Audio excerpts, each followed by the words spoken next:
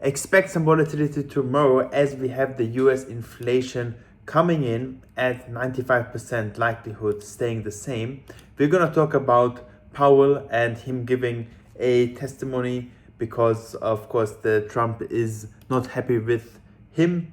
And then we're also going to look at Bitcoin, the CME gap, and we're quickly going to look at MicroStrategy. So first of all, let's look at Powell. So he has he's under investigation basically, and the official reason is that there's $2.5 billion of spending on the renovation of a few buildings or Federal Reserve buildings.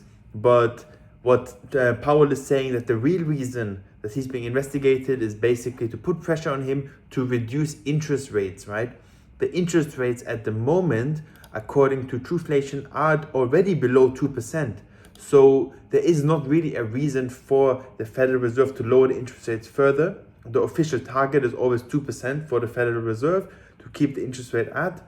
And of course, Trump, the midterm elections are coming up and he's really wanting the rates to go down, not only to improve his image in the public, but also because the US has about $9 trillion of debt that they have to refinance this year. And if we have lower, and you can see that the US national debt is almost 39 trillion now, and it just keeps going up. And of course, the lower interest rates will help the government to pay back these debts at a lower rate. Then we have the inflation coming in, and tomorrow actually at 5:30 p.m. US time, we have the inflation data coming out, the year-on-year data. We have an expectation of 2.7%, and I know it's different to what we talked about here because this is according to the Trueflation Index, which is like an independent organization that calculates inflation, but the official rate is 2.7% right now. And we're also expecting 2.7% with a 95% likelihood for the rates to remain the same. Now, if the rates remain the same, I don't think we're gonna lower interest rates. If the rates go lower, the inflation rates go lower, of course, another reason why Powell will not reduce the interest rates, because we're already at target. The unemployment rate is already slowly going down. Inflation rate is under control, so no reason to reduce the rates any further. Now we're gonna quickly look at Bitcoin. So we had a CME gap right here, right, which was around 90,600, which we have filled now.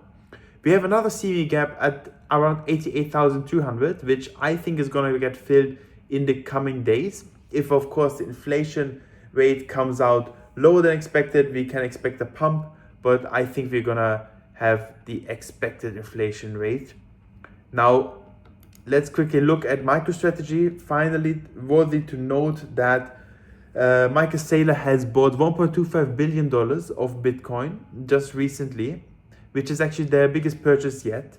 And if you look at how much MicroStrategy has in total, well, they actually have $63 billion of Bitcoin right now, which is 687,000 Bitcoins. So that's, I think, very noteworthy to mention to you guys. That was it for the video. I kept it short. Hope you guys liked it. If you did, leave a like and subscribe. Thank you. Bye.